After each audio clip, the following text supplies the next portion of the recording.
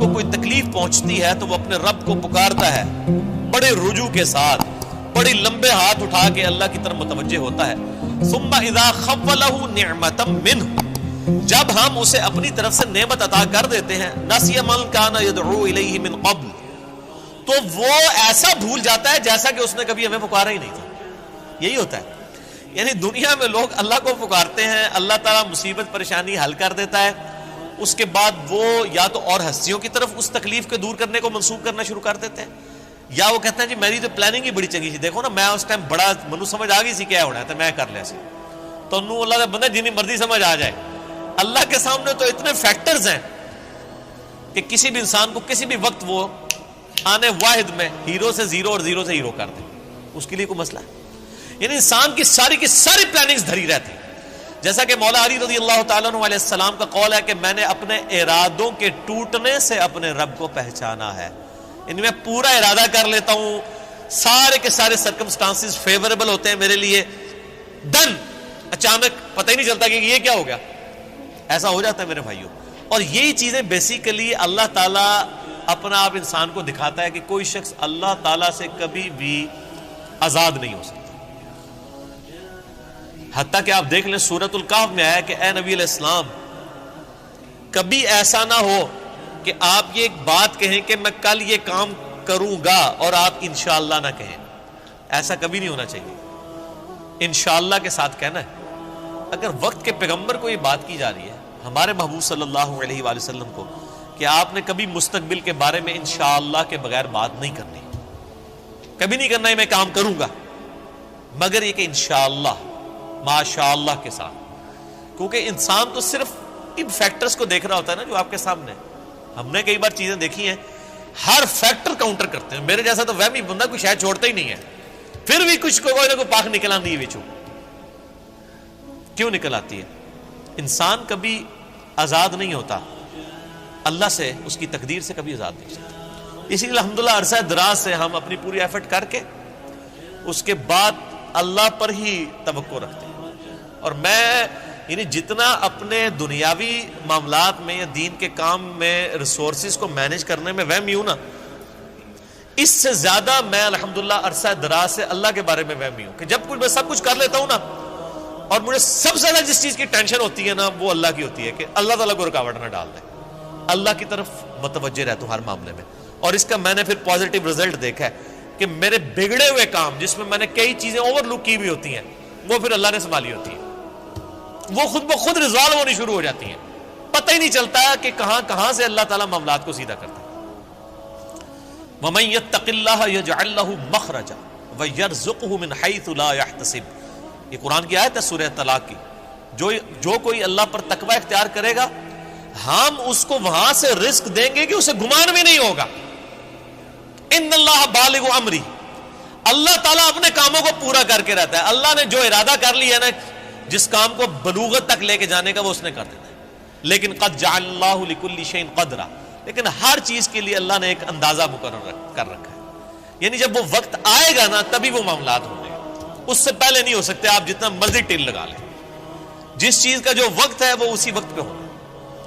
تو اللہ تعالیٰ فرماتا ہے کہ یہ جب ہم ان کو عطا کر دیتے ہیں پھر یہ فوراً اللہ کو بھول جاتے ہیں. وہ میں اگلے دن وہ قاسم علی شاہ صاحب کی ایک ویڈیو دیکھ رہا تھا، انہوں نے بڑی اچھی بات کی واسف علی واسف صاحب کے حوالے سے. وہ کہہ رہے تھے کہ وہ بتا رہے تھے کہ اللہ کی طرف آپ کی توجہ اور توکل کا لیول کیا ہونا چاہیے. ایک تو وہ توکل ہے جو ہمیں واعظین کی تقریروں میں نظر آتا ہے، ان کی کتابوں میں نظر آتا ہے. پریکٹیکلی وہ 1% اللہ پہ توکل نہیں کرنے والے ہوتے ہیں. اگر اللہ پہ توکل ہو تو وہ اپنے چاہنے والوں اور مریدین سے چندے اکٹھے نہ کر رہے ہوں اور ایک ایک چیز کی ٹینشن کر رہے ہوں، تو وہ ایسے معاملات نہیں ہوتے. وہ میرے ایک دوست ہیں، یہ واقعہ آپ نے یاد رکھ رہے ہیں، میں دوبارہ آپ کو قاسم علی شاہ صاحب والا بعد میں سناتا ہوں. مجھے ایک اور واقعہ یاد ہے. میرے ایک دوست ہیں تو وہ کہتے ہیں کہ میرے ساتھ ایک پیر صاحب کے بیٹے جو ہے نا وہ کالج میں پڑھتے تھے، تو وہاں پہ کافی وہ عرس وغیرہ لگتا تھا، بڑے دور دراز سے لوگ آتے تھے. تو کہتے ہیں کہ وہ جب جن دنوں میں عرس ہوتا تھا نا تو وہ پولیس کو بار بار فون کر رہے ہیں کہ جناب سیکیورٹی کا بڑا خیال رکھنا ہے لوگوں دی جی. یعنی یہ لوگ آتے نے پچھلی بار بھی آیا ہو گیا سی ہے کی ہویا سی جیب کٹ گئی تھی. میں نے نہیں دیکھا کہ پیر خانے پہ یا کوئی عرس پہ لوگ جا رہے ہوں، لوگ ان کو وہاں پہ مار رہے ہوں کہ یہاں ادھر کیا کرنے آئے ہیں. وہ تو بیچارے بڑے کمزور لوگ ہیں جو عرسوں کے خلاف ہیں، نہ ان کے پاس یہ کیپیبلٹی کہ وہ مارنے والے تو دوسری پارٹی ہیں. تو کہتا ہے میں نے اس کو کہا یار تم اتنی ٹینشن کیوں لیتے ہو، مطلب جو آ رہا ہے اس کو کہنا ہے جی اللہ تو بندے ہوئے جیبا کاٹ جین گے سانو کہ دین گے تھے آگے. یہ اس نے خود بول کے کہا. اس نے کہا ہمارے مریدین کی اگر جیبیں کٹ گئیں تو یہ ہمیں کیا دیں گے، تو ہمیں ان کی جیبوں کی زیادہ فکر ہوتی ہے. اور مریدین اس لیے سے جا رہے ہیں کہ پیر صاحب جو ہے نا وہی ہماری حفاظت کرنے والے ہیں، اور پیر صاحب آپ کی جیب کی حفاظت کے لیے خود پولیس کے محتاج ہیں. آپ اندازہ کر لیں. اور وہ قاسم علی شاہ صاحب کہنے لگے کہ وہ واصف صاحب ایک مجلس میں فرما رہے تھے کہ اللہ کے بندوں میں اور دنیا داروں میں کیا فرق ہوتا ہے. وہ کہتے ہیں اللہ کے بندے جو ہوتے ہیں نا ان کو کوئی اگر پتھر بھی مار دیتا ہے نا آ کے، تو ان کو پتھر مارنے پر بھی غصہ نہیں آتا. وہ اوپر دیکھ کہتے ہیں یا اللہ خیر ہے، کوئی غلطی ہوگی. کیوں؟ یہ حقیقت بات ہے کہ فاعل حقیقی اللہ ہے. یہ ذہن میں رکھیے گا. آپ کو جو مخلوق کی طرف سے تکلیف بھی پہنچتی ہے نا اس کا فاعل حقیقی بھی اللہ ہے، کیونکہ جو ہزاروں تکلیف کے درمیان ہرڈل بنا ہوا ہے اسی نے اجازت دی ہے نا کہ چلو ایک چونڈی انہوں وڈ لے جائے، کیونکہ ہزاروں تکلیفیں تو اس نے آلریڈی بلاک کی ہوئی ہیں. ہمیں تو پتہ ہی نہیں کہ کہاں سے. آپ نے اگر یہ چیز دیکھنی ہے تو آپ حیران ہوں گے کہ چھوٹے بچوں کا بڑا ہو جانا یہ معجزے سے کم نہیں ہے. بچے جس طرح اندھوں کی طرح بھاگتے ہیں، ایک کن پٹی پہ صرف ایک جو ہے کارنر لگنے کی مار ہے نا بچے کی ڈیتھ، بڑا بندہ مر جاتا ہے. کس طرح بستروں سے گرتے ہیں، جا کے کبھی کہیں گرتے ہیں، سیڑھیوں سے نیچے گر جاتے ہیں، کہیں جا کے لگتے ہیں، کبھی کچھ ٹوٹ جاتا ہے، کبھی ادھر آ کے بندہ کہتا ہے اوہ شکر ہے جی بس نیڑے ہی بچا ہے. اللہ سے بنو اللہ نے بچایا ہوتا ہے، ہمیشہ ہی بچ جاتا ہے بندہ. کتنے بچوں کی آنکھیں نکل جاتی ہیں بچپن میں، ورنہ تو آدھے ادھر جو ہے وہ کانے بیٹھے ہوئے ہوں. یہ اللہ نے بڑے کیے ہوتے ہیں. یہ اللہ قرآن پاک میں آیات ہیں. اللہ فرماتا ہے کہ ہم نے فرشتے معمور کیے ہوئے انسانوں کی حفاظت کے اوپر. یہ ساری چیزیں اللہ لے کے چل رہا ہوتا ہے. لیکن اللہ فرماتا ہے جب ہم تکلیف دور کر دیتے ہیں پھر کہتے ہیں یہ تو کوئی کہہ دیتا ہے بزرگوں نے کیا ہے، کوئی کچھ کہہ دیتا ہے، کوئی کچھ کہہ دیتا ہے. وہ ایک مجھے لطیفہ یاد آ گیا. وہ ایک بندہ جو ہے وہ سمندری طوفان میں پھنس جاتا ہے، اور جب وہ ڈوبنے لگتا ہے تو کہتا ہے یا اللہ منو بچا لے، میں دیکھ دیا گا تیرے نام دی. ٹھیک ہے جی. تو وہ اللہ تعالیٰ بچا لیتا ہے. تو وہ پھر کنارے آ کے کہتا ہے جی وہ تو پھر ظاہر ہے اس نے مکر ہی جانا ہوتا ہے. جو اللہ تعالیٰ فرماتا ہے کہ جب ہم ان کی تکلیف دور کرتے ہیں پھر یہ بھول جاتے ہیں ہمیں. تو کنارے پہ پہنچ کے کہتا ہے کیڑی دیکھ، کوئی دیکھ شیک نہیں ہو.